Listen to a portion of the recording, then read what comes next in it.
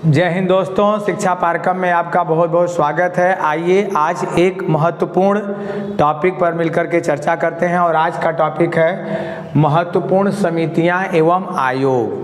दोस्तों, परीक्षा की दृष्टि से ये बहुत ही महत्वपूर्ण टॉपिक है और हम परीक्षाओं में पेपरों में अक्सर ये देखते हैं कि बहुत सारी समितियों से संबंधित सवाल आते हैं कि किस समिति का संबंध किससे है या किस विषय की जांच के लिए कौन सी समिति गठित की गई। तो इससे जुड़े हुए तमाम समितियों के विषय में आज हम लोग मिलकर के चर्चा करेंगे। तो आइए एक एक समिति के विषय में हम लोग देखते हैं। स्वामीनाथन समिति। स्वामीनाथन समिति जनसंख्या नीति से भी संबंधित है और कृषि सुधार से भी संबंधित है। जनसंख्या नीति पर स्वामीनाथन समिति का गठन सन 2000 में किया गया था और कृषि सुधार से संबंधित जो था वो 2004 में किया गया था। क्लियर? तो ये अटल बिहारी वाजपेयी के काल में स्वामीनाथन समिति जनसंख्या में सुधार के लिए, जनसंख्या वृद्धि को रोकने के लिए जो समिति बनी थी वो स्वामीनाथन समिति सन 2000 में। क्लियर? और साथ ही कृषि सुधार के लिए भी जो समिति बनी थी वो कौन सी समिति थी? स्वामीनाथन समिति। अटल बिहारी वाजपेयी जब प्रधानमंत्री थे उन्हीं के काल में ये समिति का गठन किया गया था। क्लियर? तो स्वामीनाथन समिति का संबंध किससे है? जनसंख्या नीति और कृषि सुधार दोनों से संबंधित है। क्लियर? आगे मालेगांव समिति। मालेगांव समिति बनी थी 2018 में और प्राथमिक पूंजी बाजार के विकास के लिए कि अधिक से अधिक जो प्राथमिक पूंजी बाजार भारत में कैसे विकसित हो, इसके विकास के लिए मालेगांव समिति का गठन किया गया था। तो मालेगांव समिति का संबंध किससे है? प्राथमिक पूंजी बाजार से संबंधित है। बैंक में जो बैंक करप्सी हो रही थी, बैंकों में घोटाला हो रहा था, तो जनता की पूंजी डूब रही थी, तो उससे पूंजी निर्माण नहीं हो पा रहा था। इसी की जांच के लिए बनी थी मालेगांव समिति, जिसमें प्राथमिक उद्देश्य था प्राथमिक पूंजी बाजार के विकास के लिए। गोईपोरिया समिति का संबंध किससे है? तो बैंकिंग सुधार से। गोईपोरिया समिति 1990 में बनी थी, बैंकिंग सुधार से संबंधित है। गोईपोरिया समिति बैंकिंग सुधार, गोईपोरिया समिति बैंकिंग सुधार 1990। क्लियर? आगे भंडारी समिति, इसका गठन हुआ था 1994 में। ग्रामीण क्षेत्रीय बैंकों के पुनर्संरचना के लिए, ग्रामीण क्षेत्रीय बैंकों का कैसे विकास हो, इसके लिए जिस समिति का गठन किया गया था तो वो समिति थी कौन सी?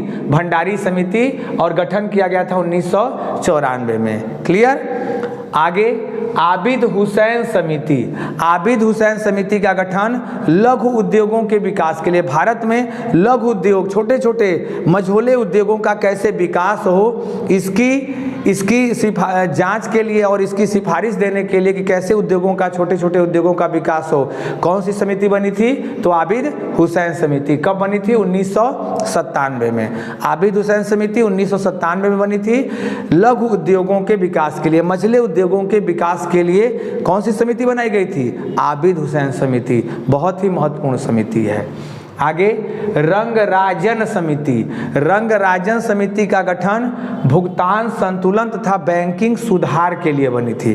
रंगराजन समिति का संबंध किससे है? तो भुगतान संतुलन, हमारे देश का कैसे संतुलित हो, यानी व्यापार कैसे संतुलित हो, आयात निर्यात संतुलित हो।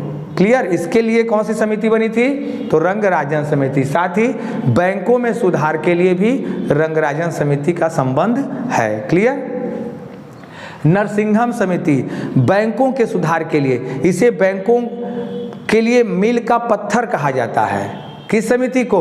नरसिंघम समिति को। इसका गठन कब किया गया था? 1991 में। नरसिंघम समिति का गठन 1991 में। किसके लिए? बैंकों के सुधार के लिए, बैंकों में आमूलचूल परिवर्तन के लिए किस समिति ने सिफारिश की थी? नरसिंघम समिति ने। तो बैंक सुधार से संबंधित समिति कौन सी है? नरसिंघम समिति। क्लियर? राजा चिलैया समिति। कर सुधार के लिए। और राजा चिलैया एक बहुत बड़े अर्थशास्त्री थे और इन्हीं की अध्यक्षता में एक समिति का गठन किया गया। 1991, 92 और 93 में इन्होंने 3 रिपोर्ट दी थी और उस समय भारत के प्राइम मिनिस्टर थे पीवी नरसिम्हा राव और वित्त मंत्री थे मनमोहन सिंह। तो राजा चिलैया समिति कर सुधार से, भारत में कर का कैसे सुधार हो, अधिक से अधिक कर की प्राप्ति कैसे हो, इसके लिए कौन सी समिति? राजा चिलैया समिति।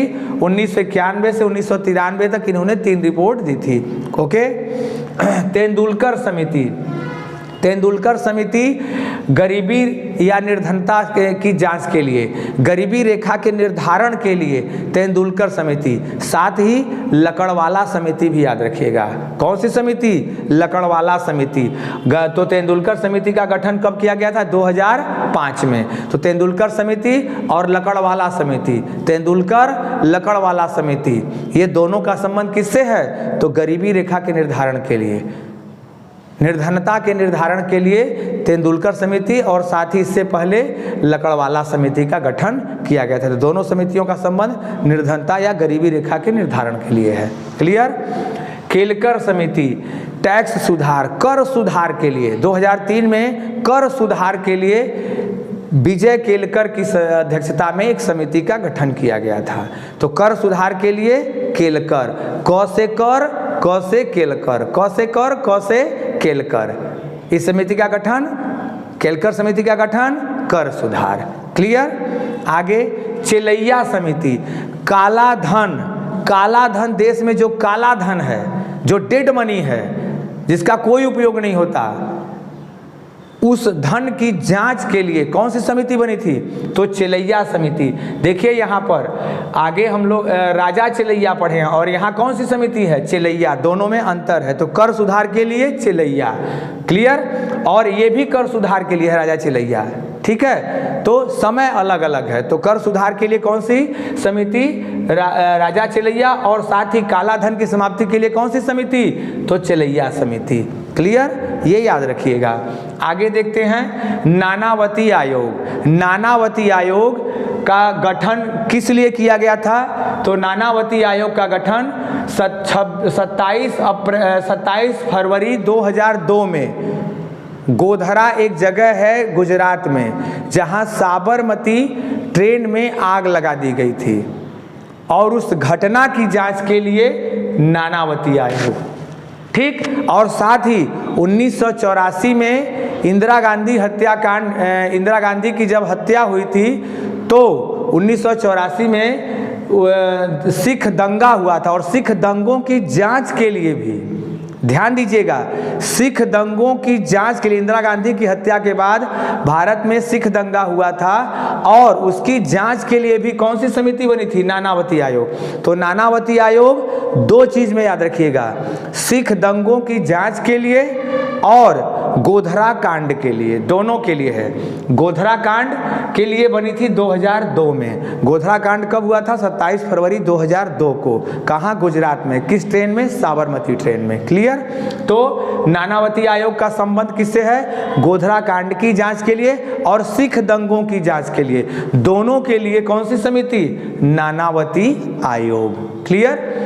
अगला जैन आयोग। राजीव गांधी हत्याकांड की जांच के लिए 1998 में कौन सी बनी थी? जैन आयोग। जैन आयोग, नानावती, जैन आयोग राजीव गांधी हत्याकांड की जांच के लिए। जैन आयोग का गठन किस लिए किया गया था? राजीव गांधी हत्याकांड की जांच के लिए किया गया था। अगला ठक्कर आयोग। ठक्कर आयोग इंदिरा गांधी हत्याकांड की जांच के लिए, देखिए सिख दंगों के लिए किया गया था नानावती आयोग। क्लियर? और इंदिरा गांधी हत्याकांड जो हुआ था उसकी जांच के लिए कौन सा बना था? ठक्कर आयोग। तो इंदिरा गांधी हत्याकांड की जांच के लिए कौन सा? ठक्कर आयोग। अगला लिब्राहन आयोग, राम जन्मभूमि बाबरी मस्जिद कांड की जांच के लिए। कब? 1991-92। तो राम जन्मभूमि बाबरी मस्जिद कांड की जांच के लिए कौन सी समिति? लिब्राहन आयोग। कौन सा आयोग? लिब्राहन आयोग। लिब्राहन आयोग राम जन्मभूमि बाबरी मस्जिद कांड की जांच के लिए बनाई गई थी, लिब्राहन आयोग। जैन आयोग राजीव गांधी हत्याकांड की जांच के लिए, ठक्कर आयोग इंदिरा गांधी हत्याकांड की जांच के लिए, और नानावती आयोग गोधरा कांड की जांच के लिए, प्लस सिख दंगों की जांच के लिए। क्लियर? तो ये याद रखिएगा। फूकन आयोग तहलका टेप कांड की जांच के लिए। फूकन आयोग किसके लिए? तहलका टेप कांड की जांच के लिए। क्लियर? अगला विटले आयोग, ये ब्रिटिश काल में इसका गठन हुआ था श्रम सुधार के लिए। श्रम सुधार के लिए कौन सा आयोग? विटले आयोग। क्लियर? आगे श्री कृष्ण आयोग, मुंबई दंगों के लिए 1993 में जो मुंबई में दंगे हुए थे उसकी जांच के लिए कौन सा आयोग बना था? श्री कृष्ण आयोग। मुंबई दंगों की जांच के लिए जो बना था 1993 में, कौन सा आयोग? श्री कृष्ण आयोग। आगे मुखर्जी आयोग 1999 में बना था सुभाष चंद्र बोस की गुमशुदगी की जांच के लिए। मुखर्जी आयोग सुभाष चंद्र बोस की गुमशुदगी की जांच के लिए कौन सा आयोग बना था? तो वो बना था मुखर्जी आयोग। क्लियर? कौन सा? मुखर्जी आयोग। अगला सरकारिया आयोग 1983 में गठित किया गया था केंद्र राज्य संबंध के लिए। केंद्र और राज्यों के बीच में अच्छे संबंध विकसित हों, इसके लिए कौन सी आयोग का गठन किया गया था? तो सरकारिया आयोग, रणजीत सिंह सरकारिया। क्लियर? अगला मंडल आयोग पिछड़ी जाति बिंदेश्वरी प्रसाद मंडल की अध्यक्षता में। क्लियर? तो मंडल आयोग पिछड़ी जाति के सुधार के लिए, पिछड़ी जाति को नौकरियों में आरक्षण देने के लिए कौन सा आयोग? मंडल आयोग। और इसी की सिफारिश पर ओबीसी वर्ग को 27% का नौकरियों में आरक्षण दिया गया। किसके सिफारिश पर? तो बिंदेश्वरी प्रसाद मंडल या मंडल आयोग। क्लियर? ये जरूर याद रखिएगा। और ये मंडल आयोग जो था ये 1979 में इसका गठन किया गया था। 1979 में उस समय मोरारजी देसाई प्राइम मिनिस्टर थे, जनता पार्टी की सरकार थी।